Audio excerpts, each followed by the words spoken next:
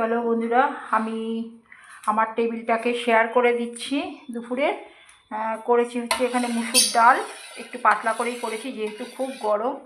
তো এখানে রয়েছে একটু মুসুর ডাল, আর রয়েছে হচ্ছে ডিমের চিলি করেছি, আর এখানে চাটনি হচ্ছে আম আর হচ্ছে দিয়ে আমসত্ত্ব দিয়ে, আর এখানে হচ্ছে তোমার একটু ভাত, গরম গরম ভাত, আর সঙ্গে তো জল। আর জল কি, রয়েছে একটু আলু ভাজা। ঠিক আছে, আলু ভাজা।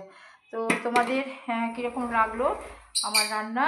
আমি আসলে খুব গরম যেহেতু বেশি কিছু রান্না করতে সত্যি কথা একটুও ভালো লাগে না। তার জন্য আমি এই সবসময়, আর দুজন মানুষ কত রান্না করব বলো, প্রতিদিনই তো আমাদের রেসিপি কিছু না কিছু দিতেই হয়, তাই না? তো যার জন্য রান্নাটা কি বলো তো, এরকমই আমি করি, অল্প বিস্তর করি। তাই রান্না যদি থেকে যায় তারপরের দিন দেখো আবার তো রেসিপি করে দিতে হয়, তাহলে খাবারটা জমে যায় না। তার জন্য আমি অল্প বিস্তর রান্না করি, এরমভাবেই রান্না করি। আর আমরা একটুখানি হালকা পাতলা সাদামাটা খাবারগুলো খাই। তোমাদের কেমন লাগলো বলো? আমি এরকমই করলাম। আলু ভাজাটা একটু নরম রেখেছি, কড়কড়া করিনি। দাদাভাই বলেছে যে একটুখানি নরমভাবেই রাখবে, তাই জন্য আমি নরমভাবেই রাখলাম। আর আম দিয়ে যদি চাটনি করি না, আমসত্ত্ব দিয়ে, ভীষণই টেস্টি হয়। আর আজকে ডিম দিয়ে আলু দিয়ে করিনি, কেন ডিমের চিলি করেছি।